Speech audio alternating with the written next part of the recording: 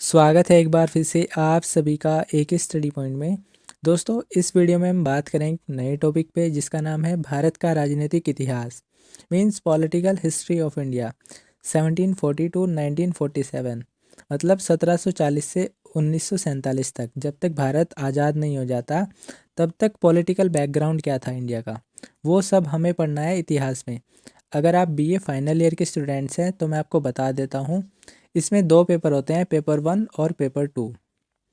हम इसके complete syllabus के बारे में बात करेंगे, जितने भी इम्पोर्टेंट क्वेश्चंस बन सकते हैं वो सभी मैं आपको कराऊंगा, और हिस्ट्री का कंप्लीट सिलेबस मैं आपको प्रोवाइड कराऊंगा।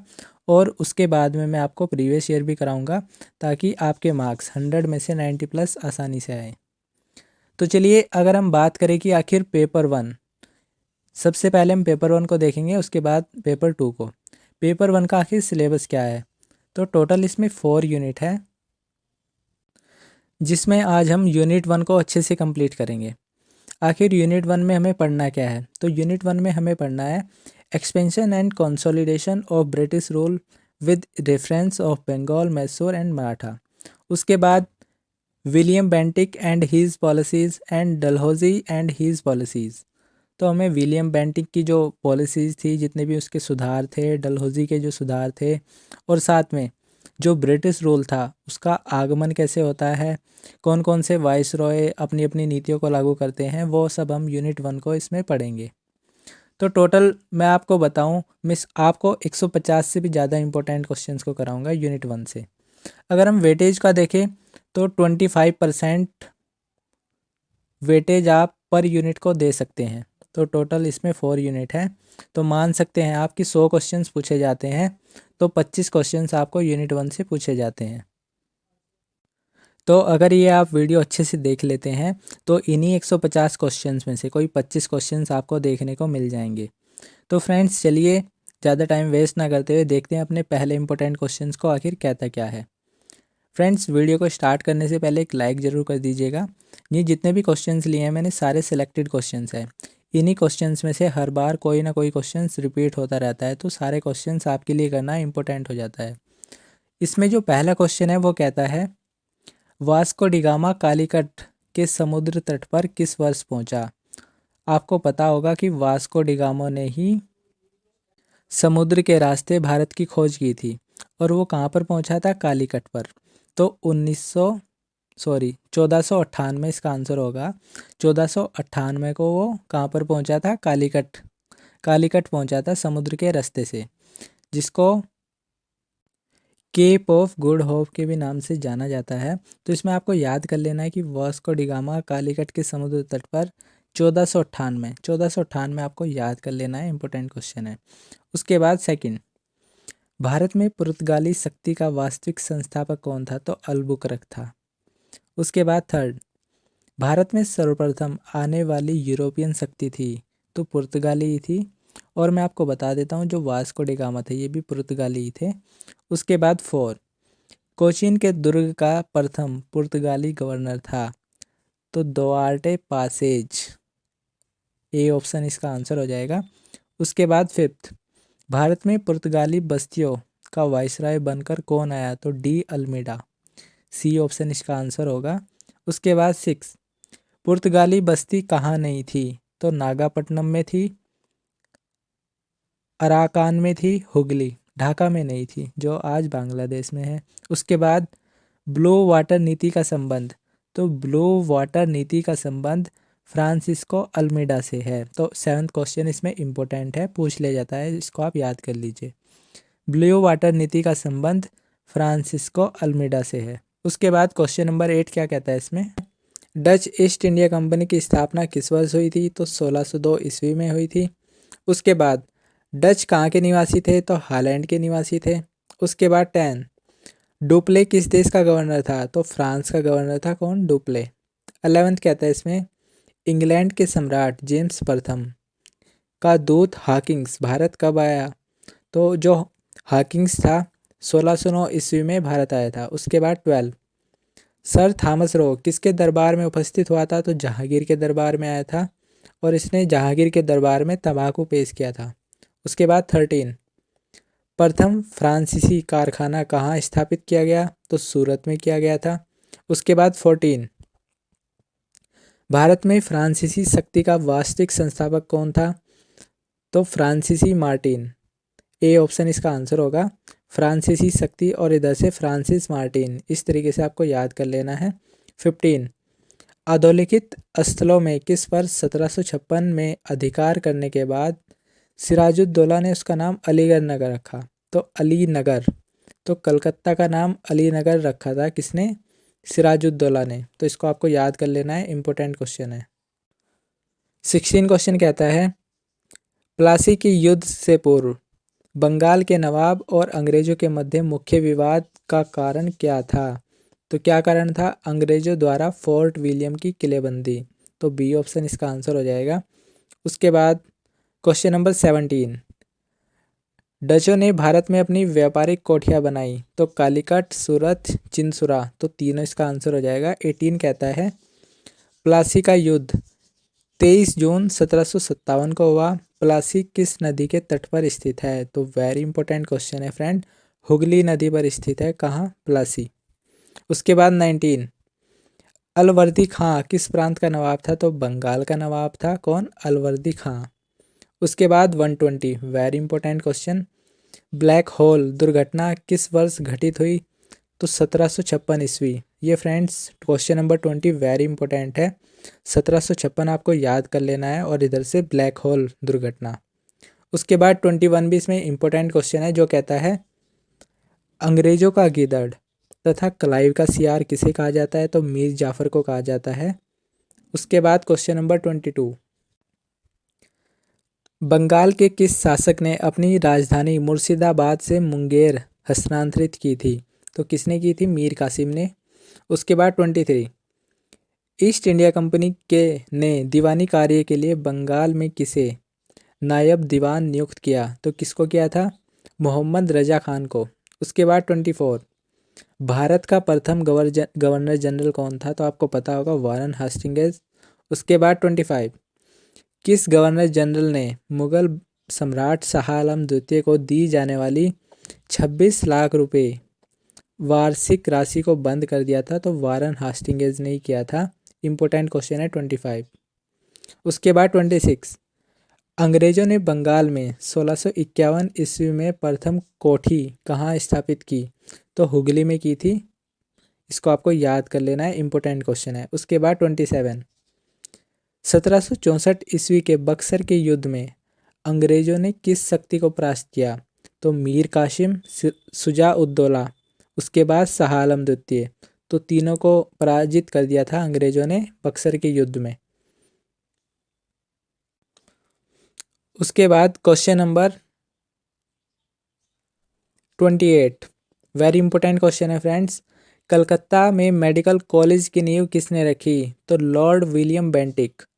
ये अगर नाम आपको कहीं भी दिखे, लॉर्ड विलियम बेंटिक, जितने भी अच्छे अच्छे काम किए, चाहे वो मेडिकल खोलना या फिर शिक्षा पर ध्यान देना, तो ये सारे काम किसने किए?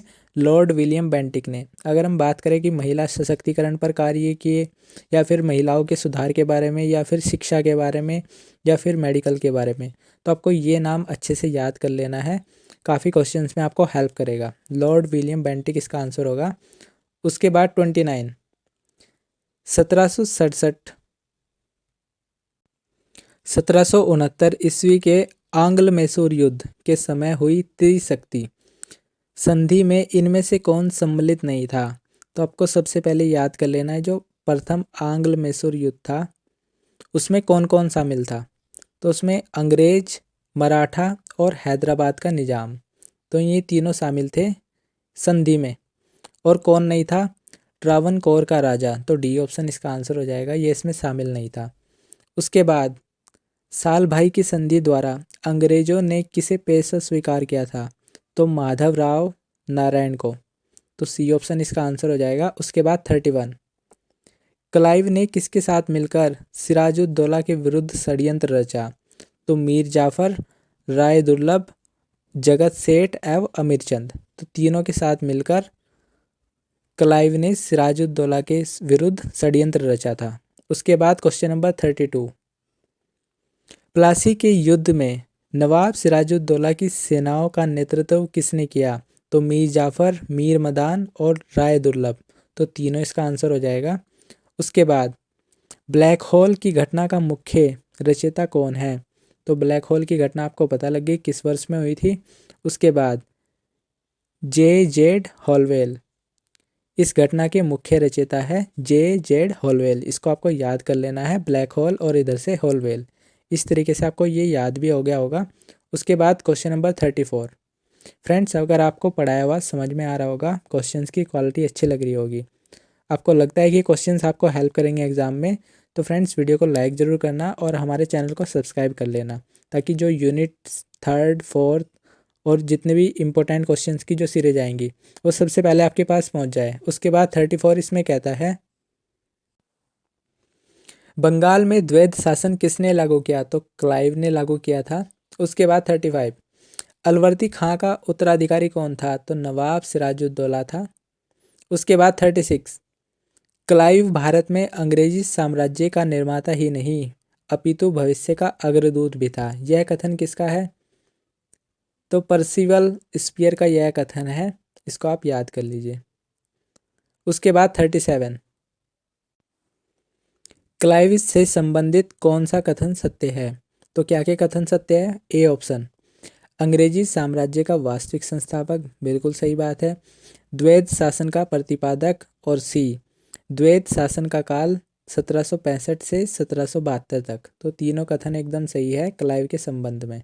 उसके बाद 38, निसंदेह प्लासी ने कर्नाटक के संघर्ष का निर्णय कर दिया। यह कथन किसके द्वारा कहा गया है? तो सरकार एवं दत्ता के द्वारा। उसके बाद 39, किस गवर्नर जनरल ने दस्तक या फ्री पास व्यवस्था को समाप्त किया? तो वारन हस्टिंग्स ने किया था। इंपॉर्टेंट क्वेश्चन है, इसको आपको याद कर लेना है। उसके बाद 40, वारन हस्टिंग्स बंगाल का गवर्नर किस वर्ष नियुक्त किया गया था? तो 1772 ईस्वी में।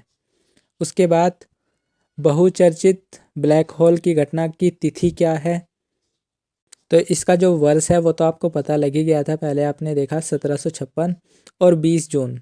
इसकी जो तारीख है वो है 20 जून। इसको भी आपको अच्छे से याद कर लेना है, पूरा आपको याद कर लेना है। ये क्वेश्चंस आपको कहीं ना कहीं पे दिख ही जाता है।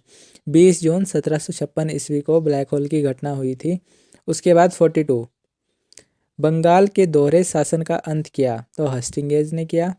उसके बाद 43, 1498 ईस्वी में पुर्तगाली नाविक वास्को डिगामा भारत के किस स्थान पर आया? तो अभी आपको पता लगी था, कालीकट।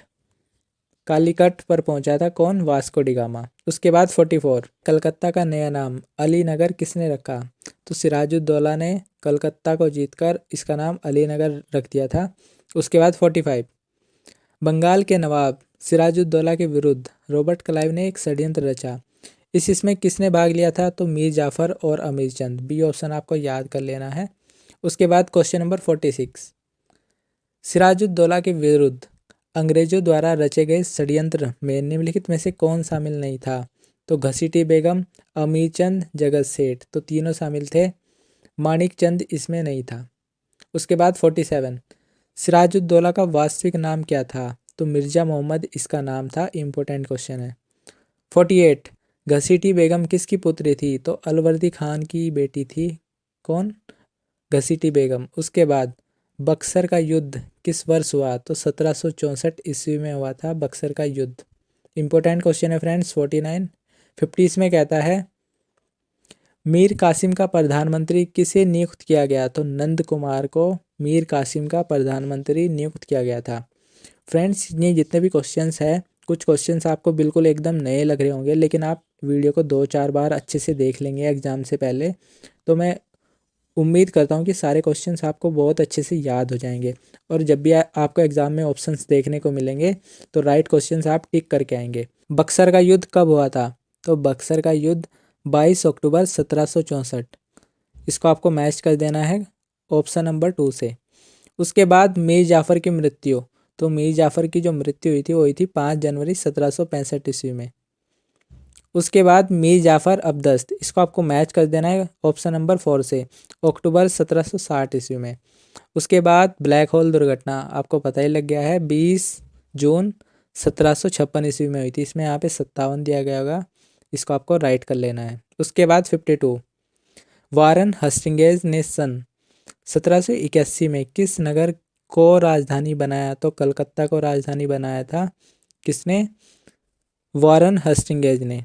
इंपॉर्टेंट क्वेश्चन है फ्रेंड्स 52। तीन तरीके से आपसे पूछ लिया जा सकता है। ऐसे भी पूछ लिया जा सकता है कि किस नगर को राजधानी बनाया गया था 1781 में, या फिर ऐसे भी पूछ लिया जा सकता है कि कलकत्ता को राजधानी कब बनाया? तो 1781, इसको भी आपको याद कर लेना है।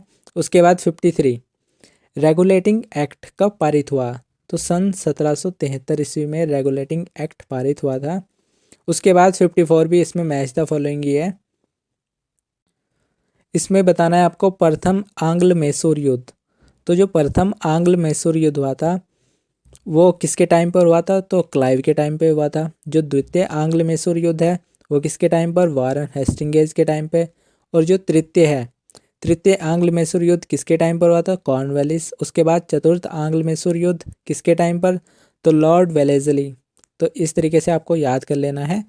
तो फ्रेंड्स, अगर आप एक बार इसका स्क्रीनशॉट भी ले लेंगे और मैच द फॉलोइंग एक बार खुद से ट्राई करना, तो ये क्वेश्चंस आपको अच्छे से याद हो जाएंगे।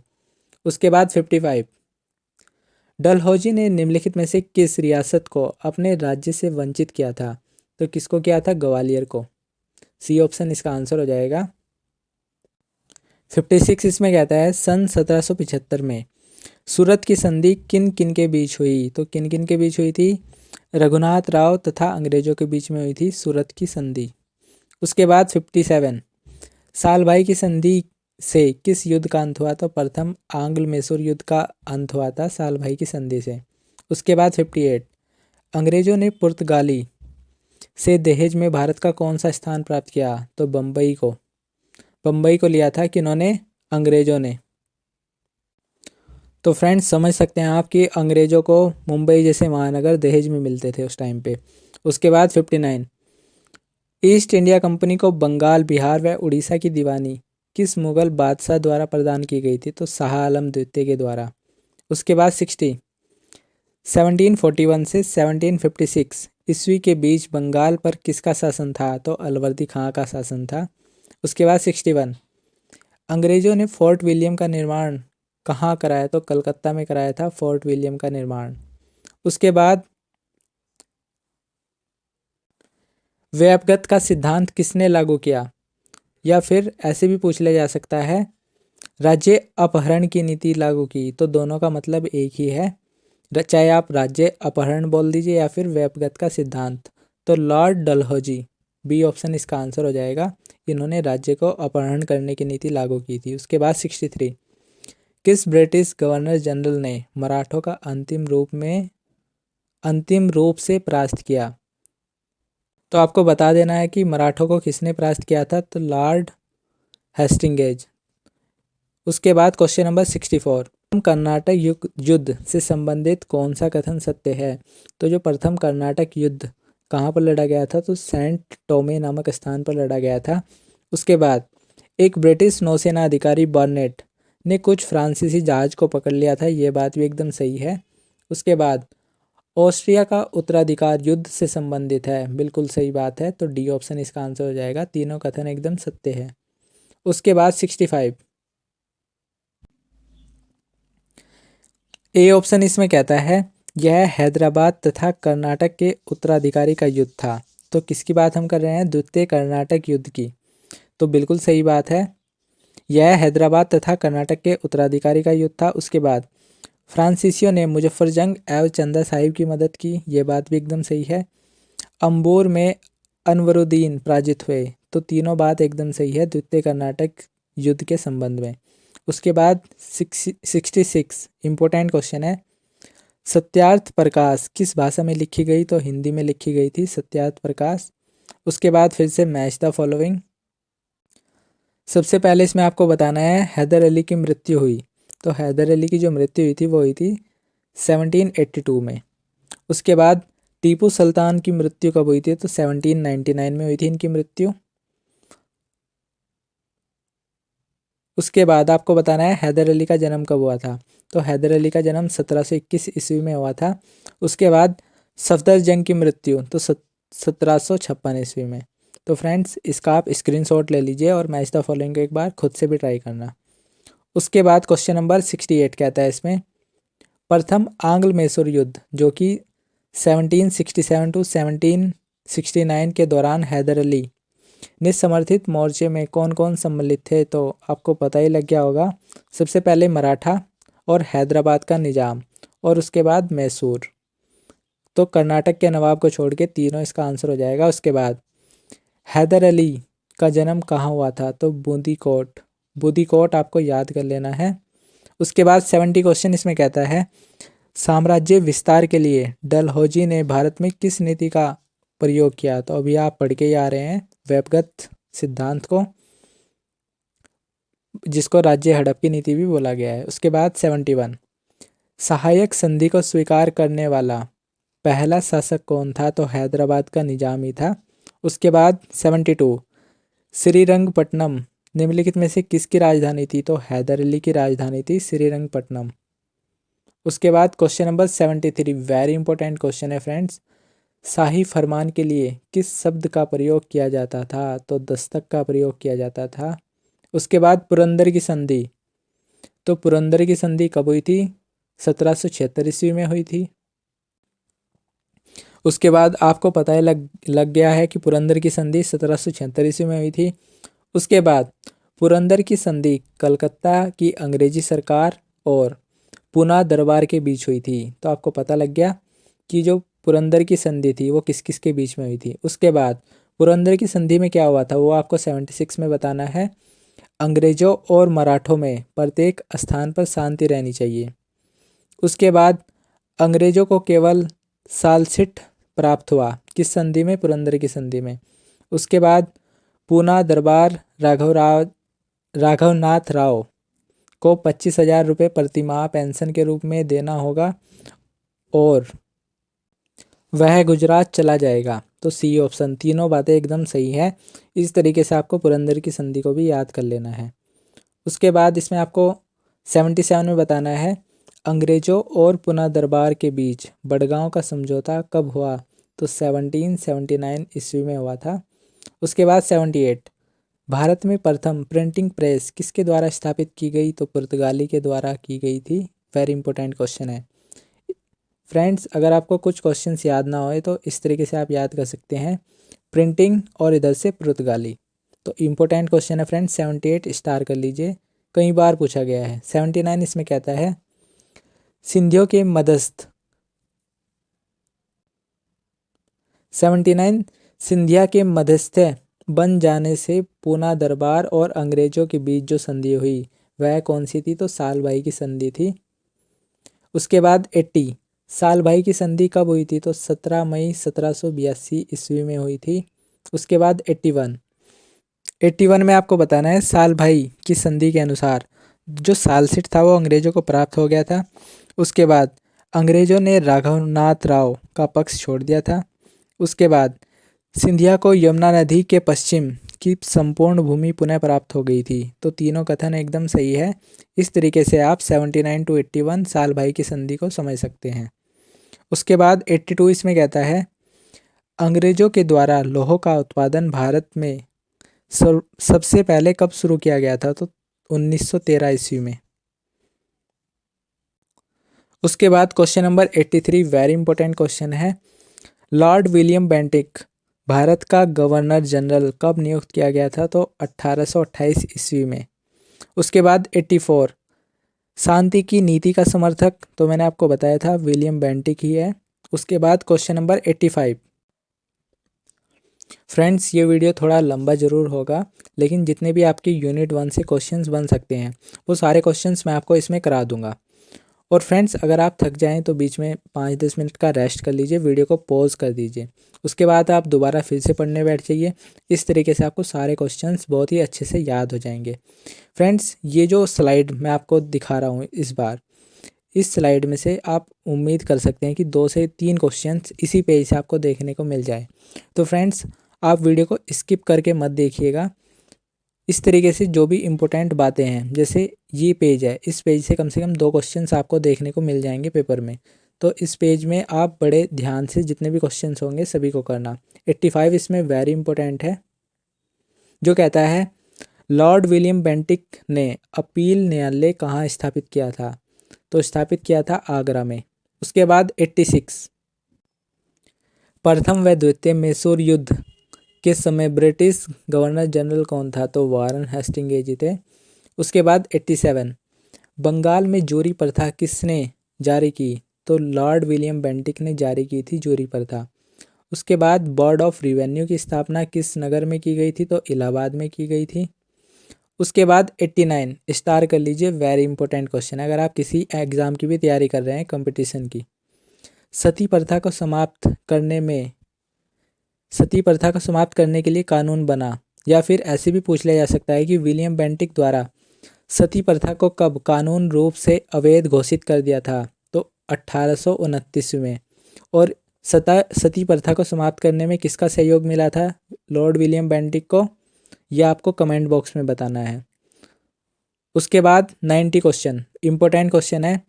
1756 में घटित ब्लैक होल घटना किस तिथि में घटित हुई थी? तो 20 जून। 3 बार क्वेश्चन ये रिपीट हो गया है, किस तरीके से पूछा गया है अगर आपने शुरू से अभी तक वीडियो को देखा हो आपको समझ में आया होगा। उसके बाद 91 इसमें कहता है भारत में दास प्रथा का अंत बेंटिक ने किस वर्ष किया? तो 1832 ईस्वी में किया था। उसके बाद 92 प्रथम आंग्ल मराठा युद्ध कब लड़ा गया? तो 1775 से 1782 ईस्वी में। उसके बाद रेतवाड़ी प्रथा किसने लागू की? तो लॉर्ड विलियम बेंटिक ने ही। उसके बाद लॉर्ड विलियम बेंटिक ने किसके व्यापार पर नियंत्रण किया? तो अफीम के। उसके बाद माफी की भूमि का अपहरण किसने किया? तो लॉर्ड विलियम बेंटिक। उसके बाद 96 लॉर्ड विलियम बेंटिक के कार्यकाल में पंजाब का शासक कौन था? तो इम्पोर्टेंट क्वेश्चन है फ्रेंड्स, रणजीत सिंह वहाँ का शासक था, कहाँ का? पंजाब का। उसके बाद ईस्ट इंडिया कंपनी ने निम्नलिखित में से किसको 2 बार बंगाल का नवाब बनाया? तो किसको बनाया? मीर जाफर को। उसके बाद 98 लॉर्ड डलहौजी किस वर्ष भारत का गवर्नर जनरल बनकर आया? तो 1848 ईस्वी में बन के आया था। कौन? लॉर्ड डलहौजी। फ्रेंड्स मैं एक बार आपको दोबारा से लॉर्ड विलियम बेंटिक के कुछ काम बता देता हूँ। इन्होंने आगरा में अपीली न्यायालय की स्थापना की थी। उसके बाद जोरी प्रथा किसने लागू की? लॉर्ड विलियम बेंटिक ने। उसके बाद सती प्रथा को किसने समाप्त किया? 1829 में लॉर्ड विलियम बेंटिक ने किया था सती प्रथा को समाप्त। उसके बाद दास प्रथा का अंत भी इन्होंने ही किया था। उसके बाद किसके व्यापार पर नियंत्रण किया था? तो अफीम के व्यापार पर नियंत्रण किया था। माफ़ी की भूमि का अपहरण किसने किया था? लॉर्ड विलियम बेंटिक ने किया था। तो इस तरीके से आपको इनके जो कुछ कार्य हैं वो मैंने मेन आपको बता दिए हैं, इसको आपको याद कर लेना है। उसके बाद नेक्स्ट क्वेश्चन देखते हैं 99, जो कहता है राजा राम मोहन राय को राजा की पदवी किस मुगल सम्राट ने दी? तो अकबर द्वितीय ने दी थी। 100 क्वेश्चन इंपॉर्टेंट। प्लासी का युद्ध कब लड़ा गया? तो 23 जून 1757 ईस्वी में। 101 प्लासी के युद्ध के समय मुगल बादशाह कौन था? तो शाह आलम द्वितीय था। 102 श्वेत विद्रोह किस अंग्रेजी शासक के समय हुआ? तो क्लाइव के समय में हुआ था श्वेत विद्रोह। 103 भारत में सबसे पहले आने वाले ब्रिटिश जलपोत का नाम क्या था? तो रेड ड्रैगन। पता होगा आपको, इंपॉर्टेंट क्वेश्चन है। 104 किस संधि के तहत अंग्रेजों को बंगाल, बिहार, उड़ीसा की दीवानी प्राप्त हुई? तो इलाहाबाद की संधि। उसके बाद 5 ईस्ट इंडिया कंपनी की स्थापना कब हुई? तो 1600 ईस्वी में हुई थी। पता होगा, इंपॉर्टेंट क्वेश्चन है। 106 किस मुगल शासक के समय कैप्टन विलियम हॉकिंस ने भारत भ्रमण किया? तो जहांगीर के समय में विलियम हॉकिंस भारत का भ्रमण करके चले गए थे। उसके बाद 107 पूर्वी भारत में अंग्रेजों ने अपनी फैक्ट्री कहाँ पर खोली? तो बिहार में खोली थी। 108 प्लासी का युद्ध किसके बीच लड़ा गया? तो सिराजुद्दौला और ईस्ट इंडिया कंपनी के बीच प्लासी का युद्ध लड़ा गया था। 109 हिंदी का प्रथम समाचार पत्र उदंत मार्तंड कहाँ से प्रकाशित किया जाता था? तो कानपुर से किया जाता था। 110 वेरी इंपॉर्टेंट क्वेश्चन है, बंगाल गजट किस भाषा में प्रकाशित होता था? तो अंग्रेजी भाषा में। 111 इलाहाबाद विश्वविद्यालय की स्थापना किस वर्ष की थी? तो 1887 ईस्वी में। उसके बाद 112, भारत का पहला शिक्षा महानिदेशक कौन था? तो वेरी इंपॉर्टेंट क्वेश्चन है फ्रेंड्स। कौन? H.W. ऑरेंज। इसको आपको याद कर लेना है, बी ऑप्शन इसका राइट आंसर होगा। उसके बाद 113, 16 दिसंबर 1846 ईस्वी को अंग्रेज ने सिख दरबार में स्पेस में बताना है कि संधि जिससे पंजाब का शासक एक प्रकार से अंग्रेजी रेजिडेंट के साथ चला गया, तो कौन? भैरोवाल। बी ऑप्शन इसका आंसर हो जाएगा। उसके बाद 114, कॉर्नवालिस कोड किस सन में प्रस्तुत किया गया था? तो वेरी इंपॉर्टेंट क्वेश्चन है, 1793 ईस्वी में। उसके बाद हैदर अली कहाँ का शासक था? तो मैसूर का शासक था हैदर अली। फ्रेंड्स, ये वीडियो काफ़ी लेंथी हो जाएगा, लेकिन सारे जितने भी इंपॉर्टेंट क्वेश्चंस बन सकते हैं मैं उन सभी को आपको कराऊंगा। अगर आप वीडियो को दूसरी बार देखें तो अपनी जो स्पीड है, प्लेबैक स्पीड को 1.5 कर लीजिएगा या फिर 2 कर लीजिएगा अगर आपको कम लगे। इस तरीके से आपका टाइम भी बचेगा और सारे क्वेश्चंस आप 1 से 2 बार 3 बार अच्छे से रिवाइज कर लेंगे। सारे क्वेश्चंस आपको यहीं से देखने को मिल जाएंगे। 115 इसमें कहता है हैदर अली कहाँ का शासक था? तो मैसूर का शासक था। उसके बाद 116, बंगाल के किस गवर्नर को बंगाल का किंग मेकर कहा जाता है? तो क्लाइव को कहा जाता है। 117, भारत में प्रथम रेलवे लाइन कब आरंभ की गई? तो 1853 ईस्वी में। उसके बाद एक कथन आपको दिया गया है, दूसरा कथन आपको कारण मतलब असर्शन एंड रीजनिंग बताना है। टीपू सुल्तान ने श्रीरंगपट्टनम में स्वतंत्रता का वृक्ष रोपित किया, तो पहला कथन तो एकदम सही है। उसके बाद टीपू सुल्तान के मस्तिष्क पर फ्रांसीसी क्रांति के सिद्धांत ने गहरी छाप छोड़ी थी, तो ए और आर, असर्शन और रीजनिंग, कथन और कारण एकदम सही है। 118 का ऑप्शन हो जाएगा ए और आर दोनों सही है तथा आर ए की सही व्याख्या है। उसके बाद 119, भारत सचिव पद का सृजन किया गया किस अधिनियम के द्वारा? तो 1858 अधिनियम के द्वारा। उसके बाद 120, भारतीय शिक्षा का मैग्ना कार्टा किसको कहा जाता है? तो वेरी इंपॉर्टेंट क्वेश्चन है, वुड डिस्पैच। ए ऑप्शन इसका आंसर हो जाएगा। क्वेश्चन नंबर 121 बात करता है इसमें, महिला शिक्षा के पक्ष में सर्वप्रथम प्रस्ताव रखा गया, तो किसके द्वारा? सेल्डर आयोग के द्वारा। ए ऑप्शन इसका आंसर होगा। 122, अवध का अधिग्रहण कंपनी ने किस आधार पर किया? तो प्रशासनिक कुव्यवस्था के आधार पर। उसके बाद 123, हैदर अली की किस मैसूर युद्ध में मृत्यु हुई? तो द्वितीय मैसूर युद्ध में हैदर अली की मृत्यु हो गई थी। उसके बाद 124 इंपॉर्टेंट क्वेश्चन है, स्टार कर लीजिए। आपको इसमें भारत में आने वाले गवर्नर जनरल का सही क्रम बताना है, तो बता दीजिए। सबसे पहले कौन आया? पता होगा आपको, वारन हेस्टिंग्स। तो 2 इसमें आपको अरेंज कर देना है सबसे पहले। उसके बाद कौन आया? तो सर जॉन मैकफरसन। उसके बाद इनका क्रम है। उसके बाद लॉर्ड कॉर्नवालिस इनके बाद में आए थे। उसके बाद सर जॉन शोर।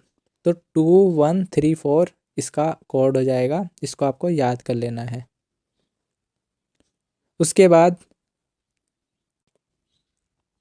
125 में बताना है, लखनऊ में अवध के चीफ कमिश्नर की स्वतंत्रता सेनानियों ने हत्या कर दी थी, वह कौन थे? तो हेनरी लॉरेंस की हत्या कर दी गई थी।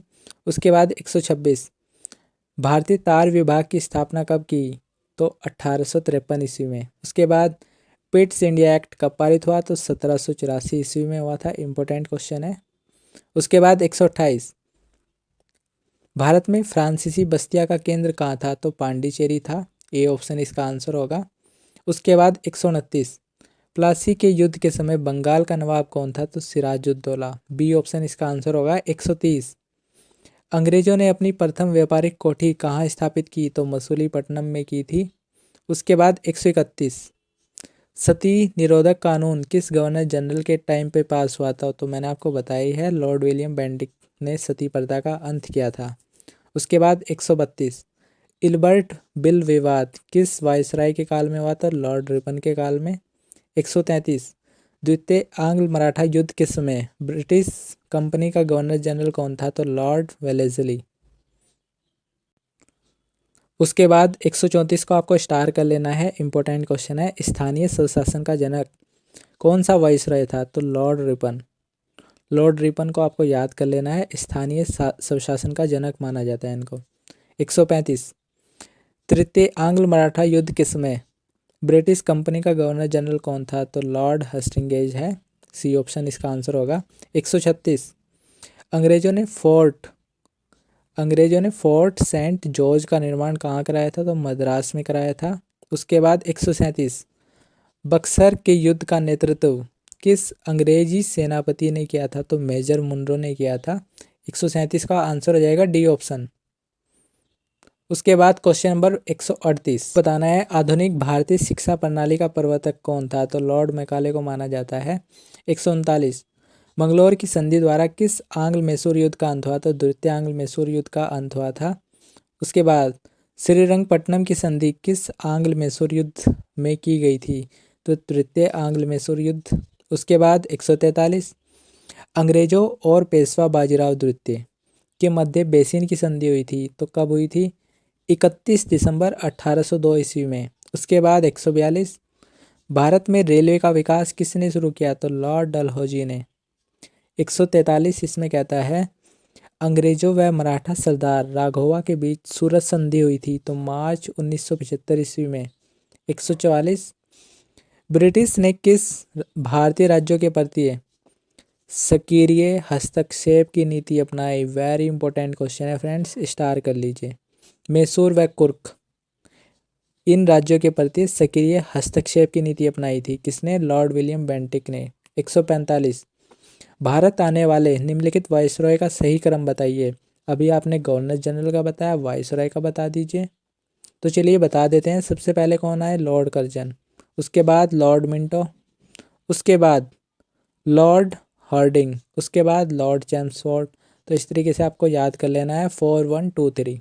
डी ऑप्शन इसका आंसर हो जाएगा।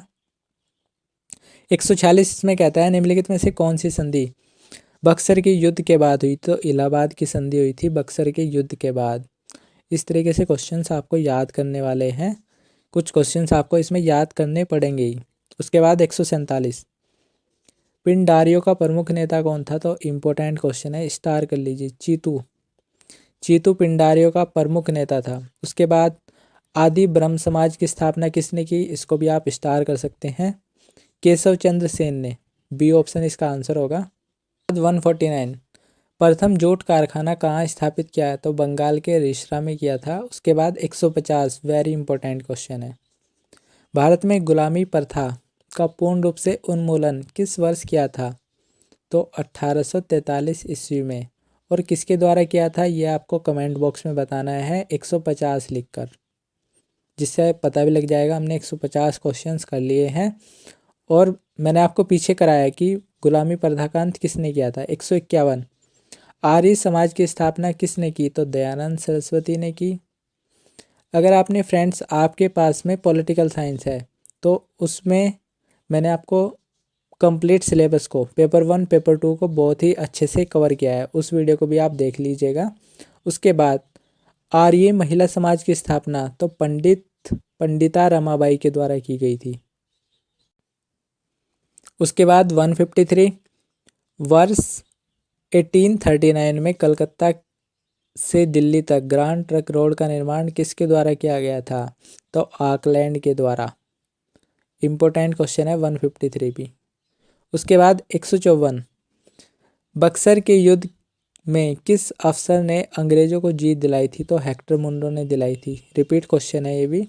उसके बाद 155 सर्वप्रथम सूती कपड़े की मिल कहाँ स्थापित की गई थी? तो बम्बई में की गई थी सर्वप्रथम, मतलब सबसे पहले। 156 प्लासी युद्ध से पूर्व क्लाइव ईस्ट इंडिया कंपनी में क्या थे? तो एक सिपाही के रूप में काम करते थे। कौन? क्लाइव। उसके बाद 157 किस वर्ष भारतीय व्यापार पर कंपनी का एकाधिकार समाप्त हुआ? तो 1813 ईस्वी में। उसके बाद 158 भारत में पहला चाय बागान कब लगाया गया था? तो 1837 ईस्वी में लगाया गया था। स्टार कर लीजिए। उसके बाद 159 जब सिंध का विलय हुआ उस समय भारत का गवर्नर जनरल कौन था? तो Lord Ellenborough. A option इसका आंसर हो जाएगा। तो फ्रेंड्स, इस तरीके से हमने आज टोटल 159 क्वेश्चंस को कंप्लीट कर लिया गया है। अब आपको क्या करना है, सेकंड यूनिट का मैं आपको नेक्स्ट पार्ट में कराऊंगा। इन 159 क्वेश्चंस को एक बार आप खुद से भी प्रैक्टिस करना। कैसे करेंगे? वीडियो को आप पॉज कर दीजिएगा और जितने भी ऑप्शंस आपको दिख रहे हैं एक बार खुद से पढ़ना और खुद से उनको ट्राई करने की कोशिश करना। आप 1 से 2 बार 3 बार वीडियो को अच्छे से देख लेंगे, एग्ज़ाम से पहले सारे क्वेश्चंस आपको याद भी हो जाएंगे। तो वीडियो आपको अच्छी लगी तो लाइक ज़रूर करना और चैनल को सब्सक्राइब भी कर लीजिएगा, ताकि आपको आने वाली वीडियोस के नोटिफिकेशंस भी मिलते रहे और प्रीवियस ईयर भी मैं आपको करा दूंगा। तो चलिए फ्रेंड्स, मिलते हैं नेक्स्ट वीडियो में, तब तक के लिए पढ़ते रहिएगा।